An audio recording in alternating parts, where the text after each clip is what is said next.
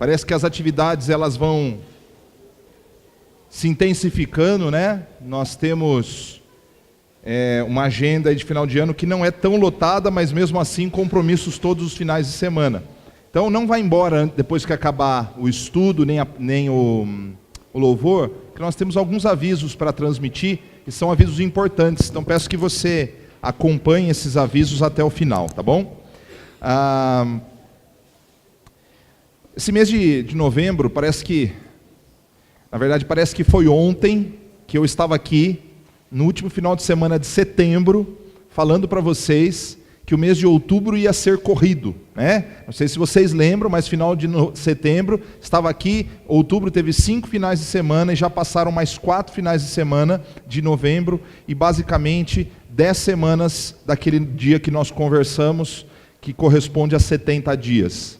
Os dias passam rapidamente, a nossa vida passa rapidamente, e o dia de nós refletirmos sobre as decisões que nós precisamos tomar, é hoje, né? Hoje é o dia da nossa reflexão, da nossa transformação, da nossa entrega para aquilo que Deus tem para nós. Eu tenho, o único aviso que eu vou reforçar no final, mas vou dizer agora, eu dei um aviso que eu queria conversar com todos os irmãos da igreja no mês de novembro, né? O pastor Marcelo acho que conseguiu bater a meta dele dos jovens, praticamente quase todos, deve ter conversado com umas 20 pessoas mais ou menos. Eu conversei com umas 30 pessoas aproximadamente, mas isso corresponde a 1/3 da igreja. E acaba esse tempo que nós íamos conversar na quinta-feira. Estou estendendo até sexta, se você ainda quiser bater um papo comigo antes da assembleia, porque a nossa assembleia é no final de semana que vem. Mas, por que eu estou citando isso? Porque as decisões que nós pensamos em tomar, elas rapidamente precisam ser tomadas em algumas áreas. Em outras a gente precisa refletir um pouquinho mais, né? Mas o tempo está passando muito rapidamente. Eu não tenho visto a minha vida passar. Eu achei que não chegaria os 40, né, rapidamente do jeito que chegou. Mas daqui a 2 meses eu faço 41. Então parece que o tempo ele é impiedoso, mas não é impiedoso comigo, ele é impiedoso com todos nós. Então nós precisamos rapidamente decidir a quem nós queremos servir. Então nesse mês nós refletimos sobre a atuação de Deus na história. Enquanto nós pensamos muito em coisas importantes, às vezes nós não pensamos para as coisas inúteis que fazemos. Então é extremamente necessário que nós olhemos para as histórias que nós estudamos no mês de novembro, gente comum, pessoas comuns, que puderam nos trazer lições extremamente importantes. Uma delas, na vida de Esther, nós falamos como Deus conduziu soberanamente a sua história. Muitas vezes nós achamos que nós temos 100% de liberdade, e na verdade Deus ele conduz os nossos passos para que os planos dele se cumpram. Até mesmo quando nós decidimos não obedecê-lo, ele vai cumprir os seus planos através de nós ou apesar de nós. Na semana retrasada nós falamos a atuação individual de Deus, mostrando que na família de João Batista, né, o pai dele Zacarias, a sua esposa Isabel e João Batista, Deus se revelou especificamente a cada um deles a partir de uma perspectiva de quem ele era. Deus é um Deus grandioso que conduz a história, e ele revelou esses planos a Zacarias, e que ele iria cumprir algo grandioso na vida do seu filho João Batista. Quando nós olhamos para a vida de Isabel era uma mulher afligida pela infertilidade, mas de uma forma maravilhosa, Deus uniu o seu plano grandioso e o plano específico para a vida de Isabel, a ponto de dar a ela um filho em idade avançada. E ela não enxergou necessariamente a grandiosidade do plano de Deus, mas enxergou como Deus foi grandioso ao abençoá-la na sua infertilidade. Então, num primeiro momento, muitas vezes, o nosso relacionamento com Deus, ele revela detalhes assim, que nós não conseguimos comunicar para ninguém, nós conseguimos compartilhar o quão nós somos agradecidos pela atuação de Deus. E João Batista revela o Deus que cumpre os seus planos, exorta o seu povo, e como ele faz isso na vida de cada um de nós. E não necessariamente ele faz uma ou outra coisa nas nossas vidas. Ele pode fazer todas elas, se mostrar o Deus grandioso, o Deus das experiências e o Deus do chamado. Mas Ele faz isso em momentos específicos para propósitos específicos. E nós vimos isso, como que Deus conduziu a família de João Batista, Isabel e Zacarias. E na semana passada, nós estudamos a vida de Priscila, Áquila e Apolo. E citamos um pouco o apóstolo Paulo, mas o enfoque estava nesses três personagens, que como Deus usou a vida daqueles irmãos, mas apontando para o contexto da missão abrangente. Não tinha nada a ver com ele. Hoje a gente fala muito, né? E humanamente é normal nós dizermos, eu cito muito isso porque é um exemplo que está no nosso dia a dia. Quando alguém conquista alguma coisa, humanamente a gente diz, puxa, fico feliz por você porque você merece, né? Humanamente, legal, isso é aceitável, né? Quando a gente olha para os planos eternos de Deus, o fato é que nenhuma das bênçãos que nós recebemos tem a ver conosco em primeiro lugar, ou só conosco. Ela está conectada a uma missão muito maior, né? E nós vimos que como Priscila, Áquila e Apolo revelam esse combate a essa mentalidade humanista, hedonista, né? De que eu sou o centro, né? A minha alegria, a minha felicidade, a minha família, os meus planos, os meus sonhos. Mas aos olhos de Deus é como a minha vida se encaixa na missão abrangente de Deus de resgatar aqueles que estão perdidos. Então, tudo tem a ver com Cristo e com o seu reino, e o servo não tem luz própria. Cada um de nós refletimos a luz daquele que nos tirou das trevas, né? Então nós refletimos a luz do sol da justiça. Hoje eu queria finalizar, a gente finalizaria a semana passada, mas eu quero finalizar com uma outra história que me ficou pendente na semana passada, e que eu estava em dúvida se iria transmiti-la na semana passada ou hoje. Eu quero finalizar com este estudo. Pode abrir a sua Bíblia lá em Atos, capítulo de número 11, mas deixa aberto no 11, e nós vamos fazer uma leitura em outro texto, mas que vai ser projetada ali na tela. Vocês vão hoje se sentir um pouquinho, talvez alguns vão notar uma tortura. Uma tortura não no sentido de sofrimento que se impõe ao outro, mas uma projeção meio torta, né? Porque a gente fixou ali na parede o projetor, e a gente ainda precisa fazer alguns ajustes, né? Porque ele, apesar de ele estar no canto, ele tem uma ferramenta que dá para ajustar. Ele ainda não está bom, né? Hoje é o primeiro final de semana, então não se sinta perdido. Se você ficar tonto de olhar, feche os olhos, né?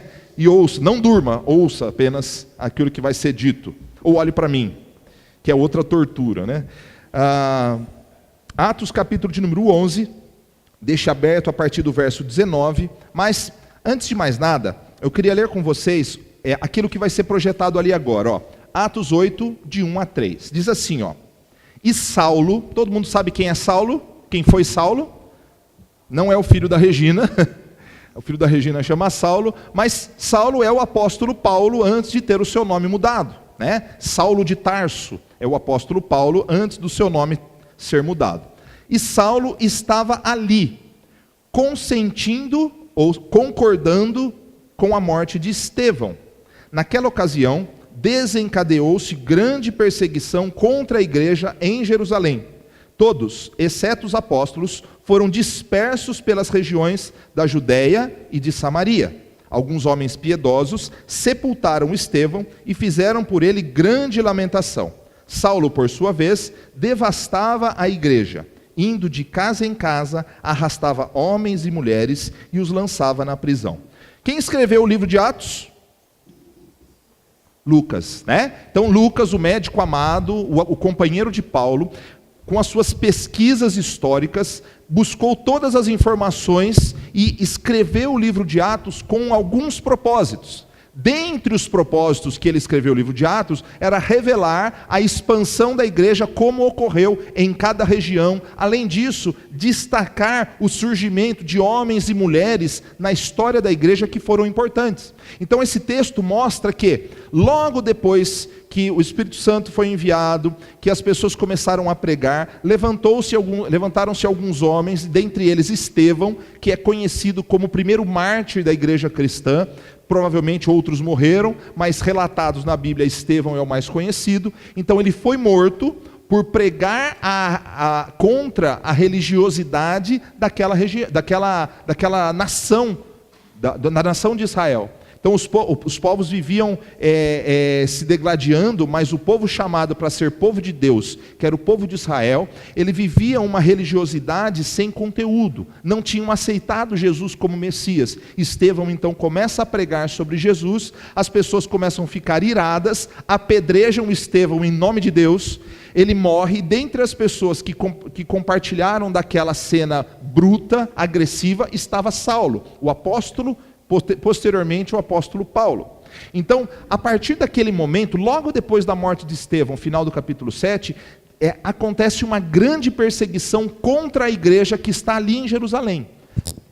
Essa perseguição fez com que vários discípulos fossem levados para outras regiões para fugir daquela perseguição, exceto os apóstolos que permaneceram ali, mas esses discípulos foram dispersos por várias regiões, Judeia, Samaria, e a gente vai falar um pouquinho sobre essas regiões, apenas citando hoje essas situações. Por que eu pedi que vocês abrissem em Atos capítulo de número 11? Pode abrir lá. Pode passar, Duda. Quando você olha para Atos capítulo de número 11, olha o que ele diz, no início, no verso 19. Os que tinham sido dispersos por causa da perseguição desencadeada com a morte de Estevão, chegaram até a Fenícia, o Líbano, até o Chipre, atualmente o Chipre, e Antioquia, uma região atualmente da Turquia, anunciando a mensagem apenas aos judeus. Então o que nós vemos aqui? Aquela perseguição do capítulo 8, ela é relembrada aqui no capítulo 11. O que acontece entre o capítulo 8 e o capítulo 11? A conversão de Paulo, do apóstolo Paulo, que era Saulo, virou Paulo, ele se converte, ele é treinado, ele é capacitado, ele começa a pregar o seu ministério, ele causa um rebuliço, porque ele era o perseguidor da igreja, e ele começa a se tornar um pregador do evangelho. Então, esse é o contexto em que nós estamos inseridos. E olha o que diz os versos seguintes. Alguns deles, todavia, cipriotas e sireneus, que sireneus são de Cirene, Cirene é a região da Líbia, norte da África, foram até Antioquia e começaram a falar também aos gregos, contando-lhes as boas novas a respeito do Senhor Jesus. A mão do Senhor estava com eles, e muitos creram e se converteram ao Senhor. Notícias desse fato chegaram aos ouvidos da igreja em Jerusalém, e eles enviaram Barnabé a Antioquia. Este, ali chegando e vendo a graça de Deus, ficou alegre e os animou a permanecer fiéis ao Senhor de todo o coração. Ele era um homem bom, cheio do Espírito Santo e de fé, e muitas pessoas foram acrescentadas ao Senhor. Então Barnabé foi a Tarso procurar Saulo, e quando o encontrou, levou-o para Antioquia. Assim, durante um ano inteiro, Barnabé e Saulo se reuniram com a igreja e ensinaram a muitos. Em Antioquia, os discípulos foram pela primeira vez chamados cristãos. Eu quero chamar a sua atenção nessa noite. Acontece uma perseguição em Jerusalém, a capital do evangelho, né?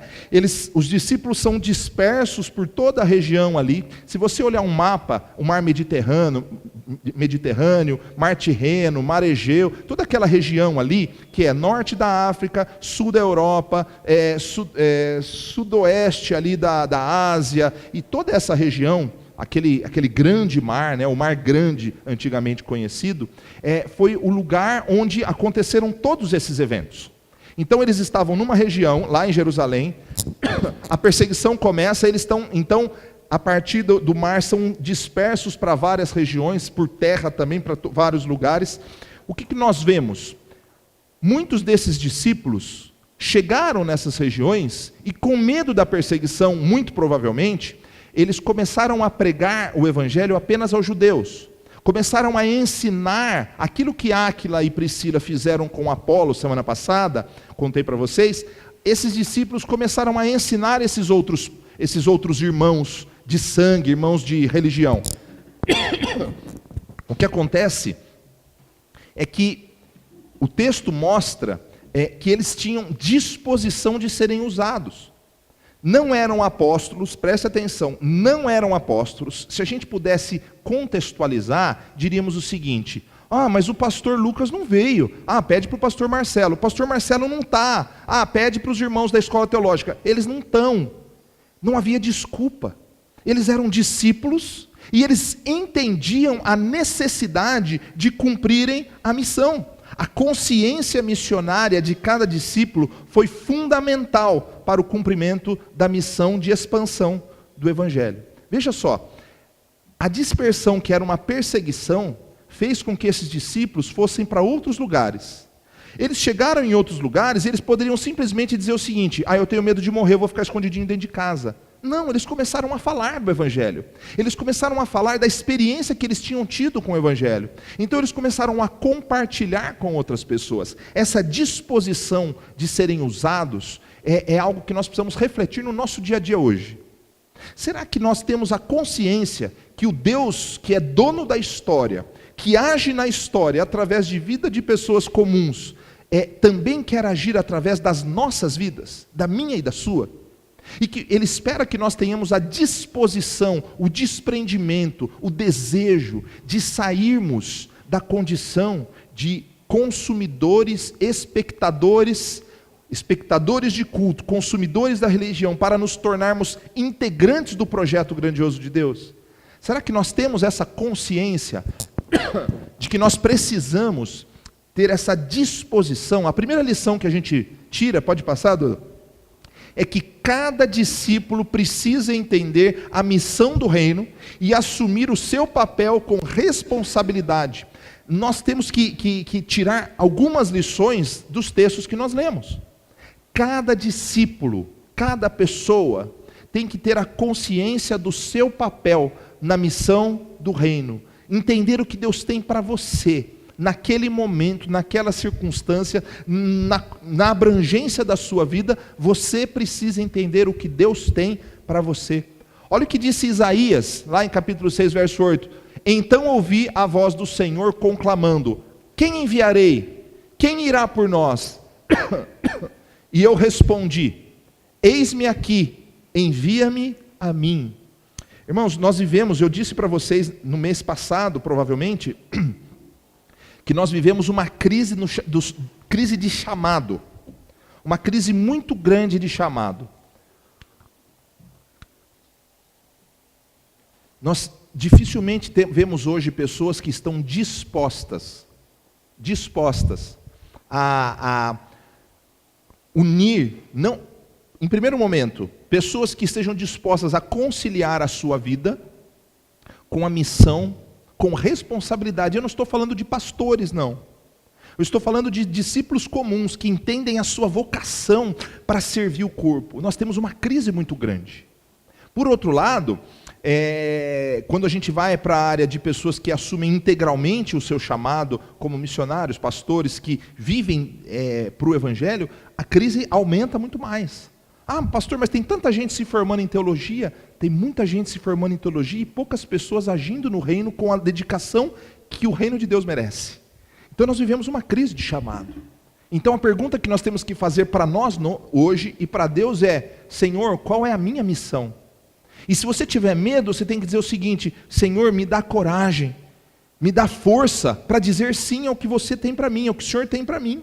Então essa é a primeira lição que nós temos hoje. Nós vimos também que eles tiveram uma mente, muito provavelmente uma mente estratégica. Pode passar, Duda. O verso 9 disse que eles inicialmente então falaram aos judeus, mas isso talvez para esperar a poeira baixar da perseguição. Só que talvez nós achemos que estratégia e evangelho não tem nada a ver. E o fato é que sermos estratégicos, usarmos a inteligência, a capacidade que Deus nos deu, é fundamental para servirmos. Não dá para a gente administrar o reino no sentido humano da administração, a igreja, as missões, os trabalhos, com a mesma mentalidade que a gente tem, por exemplo, dentro de uma empresa. Não dá para administrar. Nós podemos pegar bons exemplos. Aliás, existem muitos livros bons que falam sobre a administração das empresas, dos projetos, que nós podemos extrair como lição para a nossa vida. Mas a administração do reino, ela é muito mais complexa do que nós podemos imaginar. Então nós precisamos usar de estratégia. Né? Quando você chega para um funcionário de uma empresa e você fala de uma forma dura com ele, uma forma dura com o outro, uma forma dura com o outro, e você desconsidera o lado humano de cada um, você está agindo como chefe. Se você começa a olhar a individualidade de cada um e tentar ensinar como ele aprende, você está sendo didático. Porque uma das regras básicas da didática é ensinar como ele aprende. E eu estou falando isso no contexto empresarial. Mas muito mais do que chefe, um pedagogo, usando a didática, nós precisamos entender qual é o plano de Deus. A gente precisa inspirar as pessoas a agir de acordo com os planos de Deus, não com simples estratégias humanas. Nós temos que convencer as pessoas ou anunciar o Evangelho estrategicamente, mostrando que cada um tem uma responsabilidade no reino. A segunda lição então, que nós tiramos é que entender o mover de Deus e usar a inteligência e a criatividade para ser mais eficaz na missão é fundamental. Entender o mover de Deus e usar a inteligência e a criatividade para ser mais eficaz na missão. Irmãos, isso talvez seja um dos grandes desafios de um pastor, por exemplo. Porque ele lida com pessoas de várias características. E nós temos que manter todos motivados, todos empenhados, todos engajados. E não é fácil. Sabe por que não é fácil? Porque você hoje está sofrendo por alguma coisa. Então você imagina assim, aí você vem aqui e fala assim: irmãos, porque eu preciso de 20 voluntários para trabalhar 4 sábados seguidos na reforma do muro da igreja. Você vai escutar os grilos cantando, cri, cri, 4 sábados. A pessoa já começa a pensar: eu vou fazer hora extra, eu tenho que ter um lazer com a minha família, eu estou sofrendo pra caramba no meu trabalho, eu não vejo a hora de ter meu tempo sozinho. Então você tem que administrar centenas, dezenas de pessoas com cada uma das suas necessidades, dificuldades, cada um dos momentos. Às vezes a pessoa até tem o desejo, mas ela não consegue, ela não tem forças. Então nós precisamos usar uma estratégia divina, porque Ele nos capacita com a inteligência e com a criatividade. Eu creio piamente que um dos aspectos da nossa imagem e semelhança de Deus tem a ver não somente com a capacidade intelectual, mas também com a capacidade criativa. Nós fomos criados, diferentemente dos animais, com a capacidade intelectual e criativa de conduzirmos o reino pela orientação do Espírito Santo de Deus. Então, o texto de Neemias diz assim: cheguei a Jerusalém, Neemias, chamado para reconstruir os muros. Eu usei o exemplo do muro, porque ele foi chamado para reconstruir os muros de Jerusalém, depois de a cidade ter sido arrasada pela Babilônia. O templo tinha sido reconstruído, e agora a proteção precisava ser reconstruída. Neemias então é chamado da Pérsia para ir até Jerusalém e reconstruir os muros. Olha o que ele fez: cheguei a Jerusalém, e depois de 3 dias de permanência ali, saí de noite com alguns dos meus amigos. Eu não havia contado a ninguém o que meu Deus havia posto em meu coração que eu fizesse por Jerusalém. Ele não saiu falando que nem um tagarela. Deus falou no coração dele. Então, estrategicamente, ele parou, ele refletiu. Eu imagino Neemias, então, sentado ali num morro perto, olhando para Jerusalém, avaliando o que Deus queria que ele fizesse, e ele falando o seguinte: eu quero fazer da melhor maneira possível, porque eu estou fazendo para o meu Deus, e fazer para o meu Deus tem que fazer certinho. Então eu vou me planejar, eu vou orar, e depois de um tempo, eu vou compartilhar com aquela meia dúzia ali, aqueles próximos, com quem eu posso contar, né? Eu vou falar o que eu quero fazer e o que Deus colocou no meu coração. Então depois ele engajou as pessoas. Mente estratégica. Usou o dom que Deus lhe deu não é uma estratégia humana, não é uma criatividade humana. Ele usou com sabedoria a capacidade que Deus havia lhe dado. E aí pode passar, terceiro ponto, Deus tem os seus caminhos. Se você vai lá no versículo 20, você vai perceber que quando os discípulos só pregaram aos judeus, mas existiam outros povos que precisavam do evangelho, o que Deus faz? Bom, se os discípulos não podem falar porque eles vão ser perseguidos, eu vou levantar outras pessoas. Porque esses discípulos que tinham sido dispersos, eu chamo discípulos de segunda geração. Eles ouviram dos apóstolos, foram capacitados e começaram a servir. Só que existiam outros discípulos de outras nacionalidades que talvez não sofressem a mesma perseguição. Veja só, quando um país ele é muito fechado para o evangelho e os missionários não podem entrar nesse país, como que as juntas de missões trabalham? Só pode entrar nesse país pessoas que vão trabalhar no serviço humanitário, por exemplo. Vão trabalhar na Cruz Vermelha, como médico, como enfermeiro, como dentista. Então Deus tem os seus caminhos. Ninguém consegue resistir aos planos de Deus. O país mais fechado do mundo hoje, provavelmente, Coreia do Norte e outros países muçulmanos, o evangelho está sendo pregado nesses países. Pode ter certeza absoluta, porque quando o homem não entra, Deus entra. De todas as formas, ele encontra os seus caminhos. Deus ele tem os seus caminhos e nós precisamos, como terceira lição, confiar na condução soberana de Deus. Nós precisamos entender que quando a nossa força se esvai, quando a gente não vê esperança, Deus levanta pessoas de maneiras incompreensíveis, inimagináveis, maravilhosas para cumprir os seus planos. Irmãos, quando a gente ouve histórias de pessoas que foram usadas por Deus para fazer trabalhos desse nível, a gente tem o costume de exaltar um missionário. Só que a gente precisa voltar os olhos para quem é o Deus do missionário. A gente tem que exaltar o Deus que usou o missionário. Glorificar o Deus que conduz a história de maneira soberana. Irmãos, as pessoas estão sofrendo hoje, mas não estão sofrendo somente lá na Coreia do Norte. As pessoas estão sofrendo ao nosso lado. E será que eu não posso dizer, Senhor, eis-me aqui, envia-me a mim, dá-me inteligência, dá-me criatividade, dá-me sabedoria e força, para que eu leve o evangelho, ou que eu anuncie, ou que eu console, que conforte pessoas que estão ao meu redor? Nós precisamos fazer isso, irmãos. Nós precisamos nos alegrar com a condução de Deus da nossa vida. Olha o que diz Isaías 55:9. Assim como os céus são mais altos do que a terra, também os meus caminhos são mais altos do que os seus caminhos, e os meus pensamentos mais altos do que os seus pensamentos. Uma vez, ingenuamente, eu tive um amigo que estava querendo me ajudar em umas coisas, e ele era meu patrão, ele queria me ajudar, né? Então ele falou assim, né? Não, Lucas, um dos benefícios que você vai ter é que você vai ter um auxílio moradia, e você faz o que você quiser com ele, você faz um consórcio, você faz o que você quiser, tal.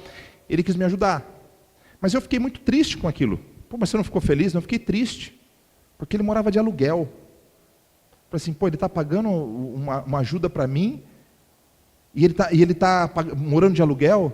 Eu cheguei uma vez para ele, ingenuamente, e falei assim, escuta, mas eu estou triste, porque você está passando uma dificuldade, está morando de aluguel, você está pagando a minha moradia? Aí ele deu uma risadinha de fundo, e falou assim, eu tenho um apartamento, cara, eu moro de aluguel porque eu quero. Eu me senti humilhado naquele momento, né? Ingênuo, bobinho, né? Como você é tonto, né? Eu dono da empresa, gente, né? Quanto mais o nosso Deus, às vezes a gente acha que o negócio não vai dar certo, quando a gente acha que não tem jeito para aquela coisa, o Senhor chega e diz o seguinte, os meus caminhos são mais altos do que os seus caminhos. Os meus pensamentos são mais altos do que os seus pensamentos. Enquanto você está indo com a farinha, eu volto com o bolo, com o cafezinho, com a Coca-Cola e com o pão de queijo. Então, enquanto a gente pensa que Deus perdeu o controle, Ele demonstra que Ele tem o controle nas mãos. Quarto ponto, né? O versículo 21 diz, pode acender agora, acho que talvez vai melhor, vai dar para enxergar normal. Nossa, acendeu a luz, apagou ali? Não, pode deixar, pode ficar tranquilo, eu vou conduzindo. Vê se não dá um... Veja só, o versículo 21, sabe o que diz? Ele diz assim, ó, e a mão do Senhor estava com eles. Se cumpria ali a verdade exposta por Jesus antes de subir aos céus. Quando Jesus subiu aos céus, ele disse, ide, façam discípulos de todas as nações, batizando-os em nome do Pai, e do Filho, e do Espírito Santo, ensinando-os a guardar todas as coisas que vos tenho dito, e, o que diz depois? Que decepção. O que ele diz depois? Ensinando-os a guardar todas as coisas.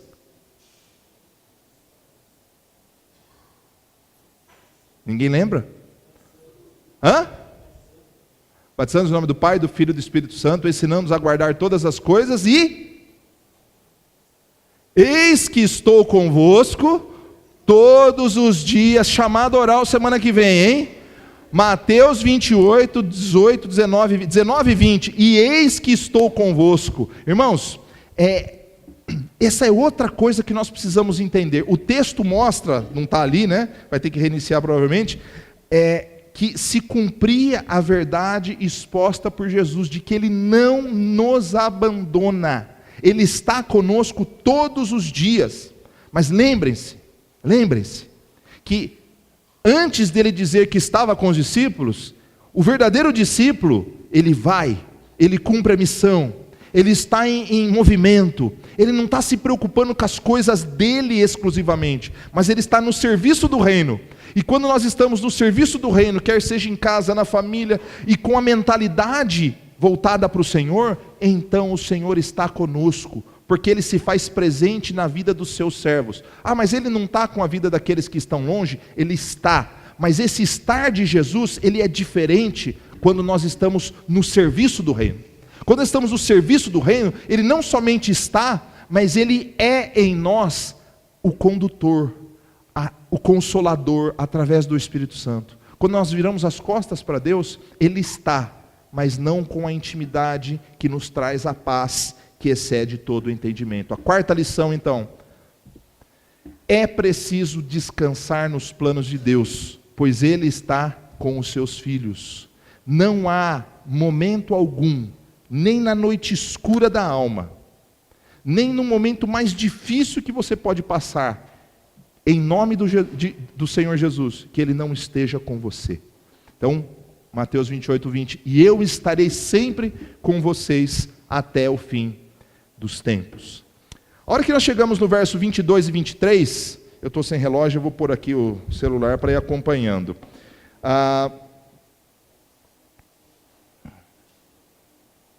Vamos lá. Quando a gente chega no versículo 22 e 23, a gente percebe que, chegando a notícia em Jerusalém, chegou na matriz ali, nos apóstolos, que lá na região de Antioquia o evangelho estava crescendo, eles falam o seguinte: caramba, acho que Deus está agindo lá. Barnabé, vem cá, vai dar uma olhada lá naquele movimento. Irmãos, Jerusalém era a base da igreja primitiva, outras foram surgindo com o tempo, inclusive Antioquia, né? Mas eles enviaram a Antioquia um líder piedoso, um líder de nova geração. Ele não era apóstolo, Barnabé não era apóstolo, mas ele contava com o apoio e com a confiança dos apóstolos. Barnabé, ele é chamado em outros lugares como José das Consolações, né? Ele era um homem dedicado ao evangelho a tal ponto que ele foi o mensageiro dos apóstolos em Antioquia. E quando ele chega em Antioquia, nós percebemos, pode passar, Duda, esse cuidado apostólico. Os apóstolos não mandaram Barnabé para Antioquia para intervir e falar o seguinte: vocês não têm a patente lá da igreja de Jerusalém, né? Vocês têm que seguir a nossa ordem. Ele falou o seguinte: não, eu quero ver se eles estão vivendo o evangelho, se eles estão ensinando o evangelho, se eles são fiéis à mensagem de Jesus. Quando Barnabé percebeu que Deus estava conduzindo aquele povo com a sua graça, ele se alegrou e incentivou o povo a permanecer firme. O que isso demonstra? Que, irmãos, é fundamental que nós estejamos conectados uns com os outros, não independente. Nós precisamos uns dos outros. Para quê? Para nos exortar se nós sairmos do caminho, para nos corrigir se nós estamos vacilando e para complementar aquilo que nós deixamos de ensinar. É fundamental. A quinta lição que nós aprendemos é que nós precisamos nos submeter à coletividade, quando ela estiver comprometida com o evangelho de maneira real e profunda. Nós precisamos nos comprometer. Não há espaço no reino de Deus para aventureiros, não há espaço para pessoas que não querem se submeter. É fundamental a submissão. Os apóstolos sabiam disso. Eles se corrigiam entre eles e eles estavam enviando Barnabé para dar uma olhada no que estava acontecendo. Deus está abençoando ali, é conduzido por Deus. Amém. Vamos permanecer firme. Só que uma coisa acontece ali. Efésios 5:21 diz: sujeitem-se uns aos outros por temor a Cristo. Mas acontece Barnabé viu que o negócio estava no caminho. Mas o que ele fez? Voltou para Jerusalém e ficou ali sentado? Pelo que me parece, estavam no caminho, mas faltava alguma coisa. Sabe por que eu sei disso? Porque o que Barnabé faz? Ele vai para Tarso, chama Paulo e volta para Antioquia. Veja só, pode passar. É necessário em Antioquia um salto de qualidade. O verso 24, ele é difícil de compreender, mas olha lá, vamos ver. Ele era um homem bom, cheio do Espírito Santo e de fé, e muitas pessoas foram acrescentadas ao Senhor. O que esse versículo mostra? Ele está destacando Barnabé como um grande líder? Não. Mas ele está mostrando que a chegada de Barnabé, e muito provavelmente o aperfeiçoamento daquilo que estava sendo ensinado em Antioquia, foi fundamental para que as pessoas compreendessem. Era necessário que alguém mais experiente viesse para complementar aquele estudo introdutório. É mais ou menos assim, ó. Imagine que você decida agora se tornar um professor, né, da igreja. E chega alguém que se converte, entrega a sua vida ao Senhor, e você vai lá com aquele livrinho de primeiros passos, e ensina as pessoas os primeiros passos da vida cristã. Né? Faz aquela catequese, aquele discipulado, né? E ensina os primeiros passos. Mas esses primeiros passos não são suficientes. Era necessário que mais alguma coisa fosse inserida. Assim como a gente faz com uma criança que come papinha amassada sem muito tempero, passa o tempo, vai acrescentando o alimento. E Barnabé vem para dar esse salto de qualidade. Mas tinha tanto trabalho naquela cidade, que ele não ia conseguir fazer isso sozinho. Mas a lição que nós aprendemos nessa passagem é a seguinte: é preciso buscar aperfeiçoamento contínuo para a vida e o ministério. Não dá para a gente dizer o seguinte: já fiz seminário, já fui na igreja a vida inteira, eu não aguento mais ir na igreja. Irmãos, a gente tem que ir à igreja, ou se reunir como igreja, para estudar a palavra de Deus, o máximo que a gente puder. Uma vez por semana é o mínimo. É o mínimo. O que o professor diz para você sobre academia? Qual é o mínimo que você tem que frequentar a academia? 3 vezes por semana, Tati? É o mínimo. É o mínimo. Né? Ou qual que é o mínimo de proteína e nutriente que você tem que comer por dia? É o mínimo. Agora, espiritualmente, mas eu estudo em casa. Esse aqui é irmão desse aqui, que é filho desse aqui, que me ajuda a pensar que em casa o que a gente aprende não é suficiente. Nós precisamos uns dos outros para nos ensinar e nos corrigir. Um salto de qualidade. Olha o que diz Atos 18:26. Logo começou a falar corajosamente na sinagoga. Quando Priscila e Áquila o ouviram, no caso Apolo, convidaram-no para ir à sua casa e lhe explicaram com mais exatidão o caminho de Deus. Foi a mensagem de semana passada. E o último ponto que nós vamos ver, entra então a importância do trabalho em equipe. Barnabé vê que o negócio está bom, mas que não é suficiente. Ele vai até Tarso, fala assim: Paulinho, você saiu lá de Jerusalém, passou por aqui, passou por ali, agora está escondidinho aí em Tarso, porque você também foi perseguido, mas é o seguinte, você começou o ministério, eu quero que você venha aqui me ajudar a discipular essa turma toda. Vamos lá. E o texto diz que eles passaram ali 1 ano ensinando aqueles discípulos recém-convertidos o evangelho todo. A 7ª lição é que todos têm um papel na edificação do corpo de Cristo. Saulo, no caso depois Paulo, ele precisava, assim como Barnabé, era a missão deles, que aquele ano eles se dedicassem na formação de uma nova geração. E aí eu vou chamar vocês na chincha.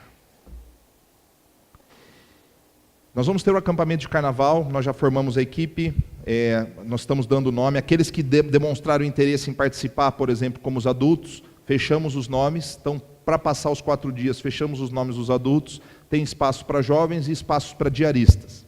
Mas qual que era o objetivo que nós colocamos no nosso coração esse ano? Que o acampamento de carnaval, o acampamento de jovens, era para a gente ajudar a fortalecer o trabalho de jovem. É mais ou menos assim: eu não vou para descansar, eu vou para servir. Nós falamos isso para os adultos, né?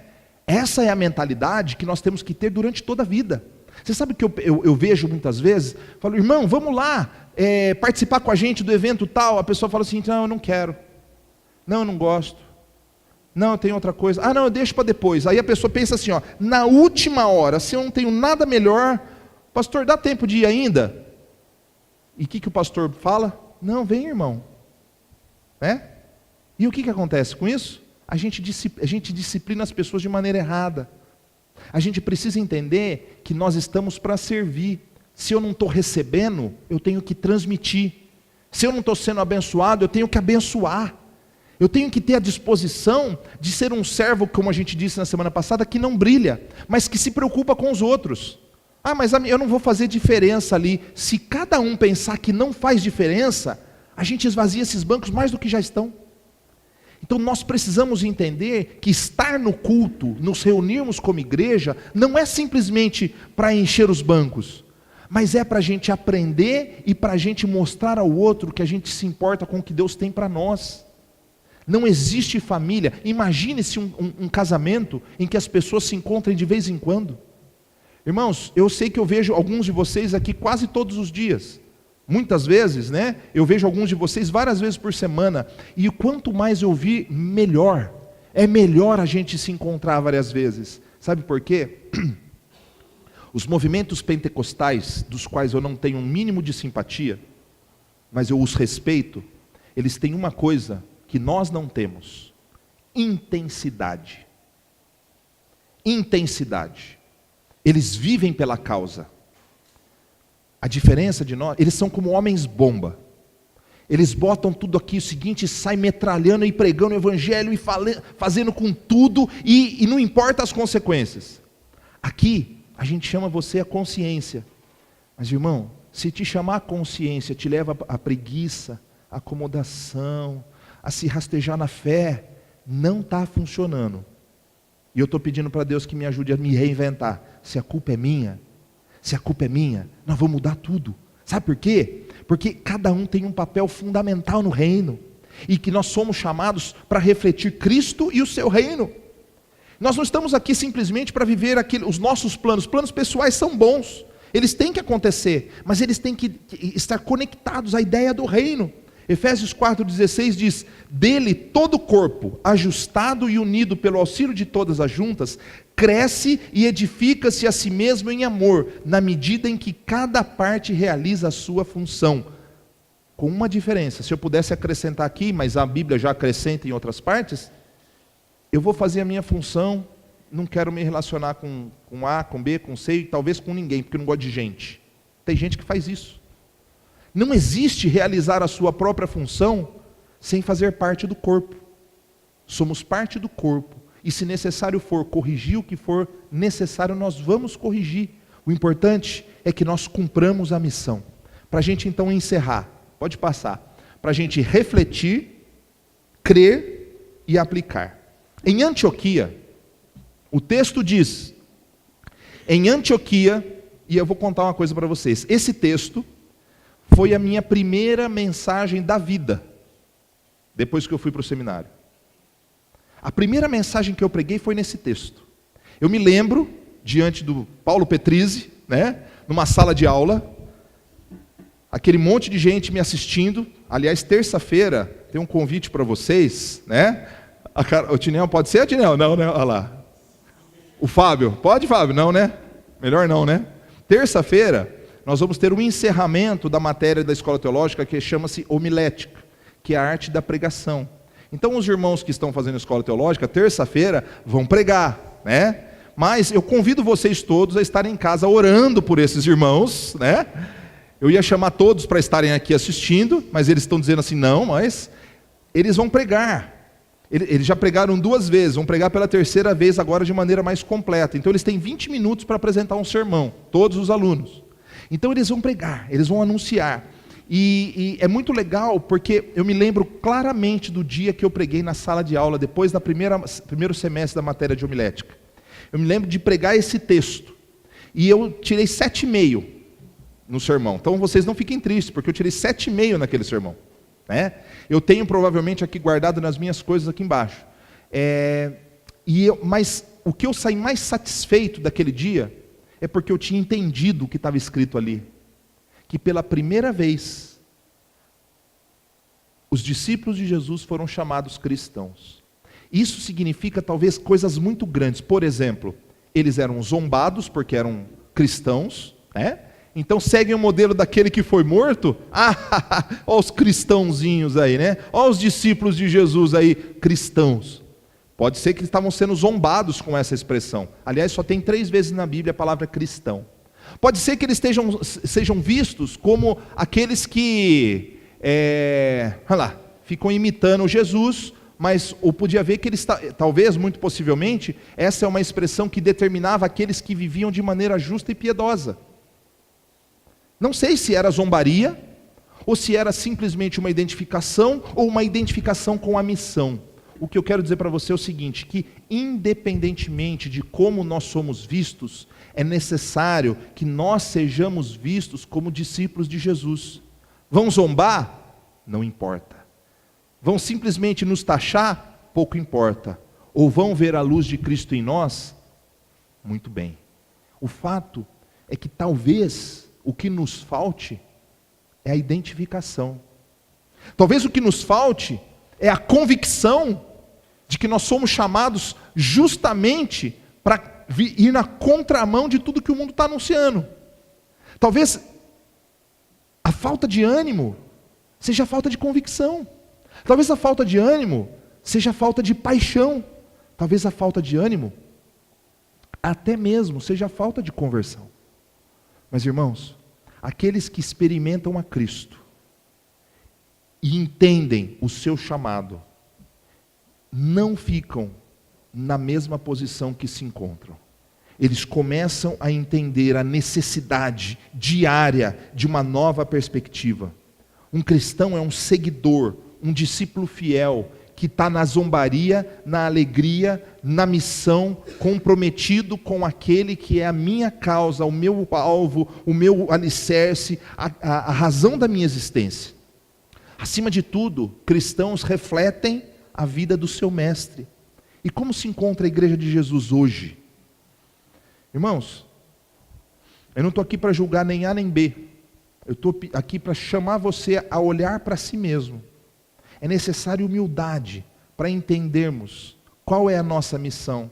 E então servirmos com alegria, brilhando cada vez menos a nossa luz e refletindo a luz do sol da justiça que é o nosso Jesus.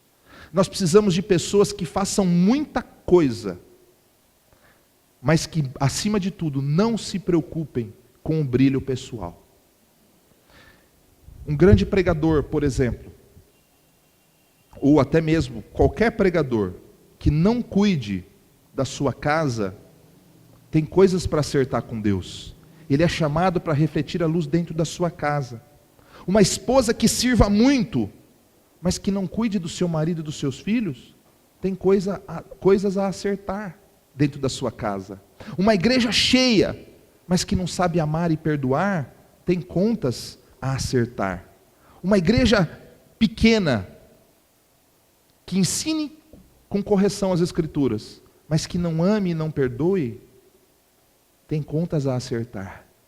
Irmãos, como cristãos, nós temos que começar a viver dentro da nossa casa, dos nossos relacionamentos, o amor, a paz e o ensinamento que Cristo nos deixou.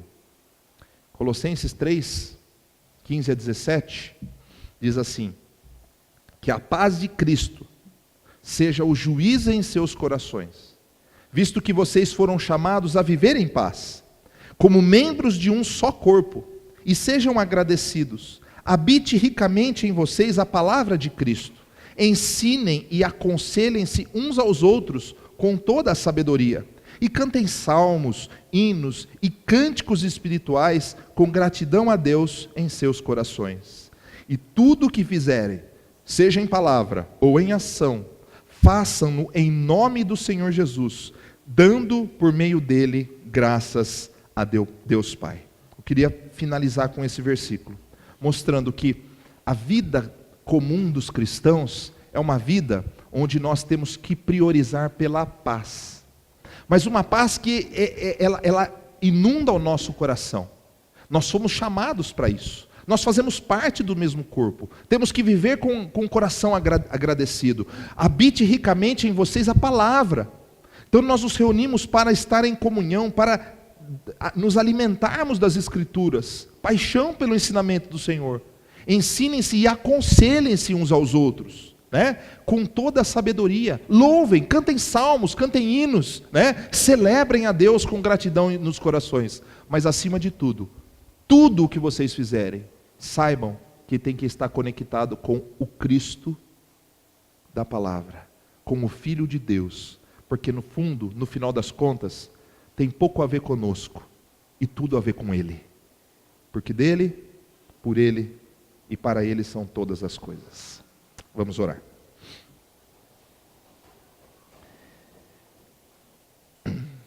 Senhor, nós te louvamos e te agradecemos, porque sabemos, ó Pai, que o Senhor está conosco hoje. Dá-nos, ó Pai, paixão pelo seu nome. Dá-nos, ó Pai, amor pelos nossos irmãos. Dá-nos, ó Pai, consciência plena do nosso chamado para hoje. Pai, eu peço que fale aos nossos corações o que o Senhor quer de nós hoje. Quer seja para a gente abençoar a nossa casa, para a gente ser fonte de bênção para os relacionamentos, para as pessoas que sofrem. Fala ao nosso coração o que nós precisamos fazer hoje. Convença-nos, Senhor, dos nossos erros e conduza-nos segundo a Tua palavra. Que nós possamos nos unir pelo Teu nome, celebrar o Teu nome e percorrer a carreira que o Senhor nos chamou para percorrer. Trabalha nos nossos corações, dá-nos esta percepção, esta intensidade e essa dedicação, hoje e sempre, em nome de Jesus. Amém, Senhor. Vamos ficar em pé, chamar o grupo aqui à frente.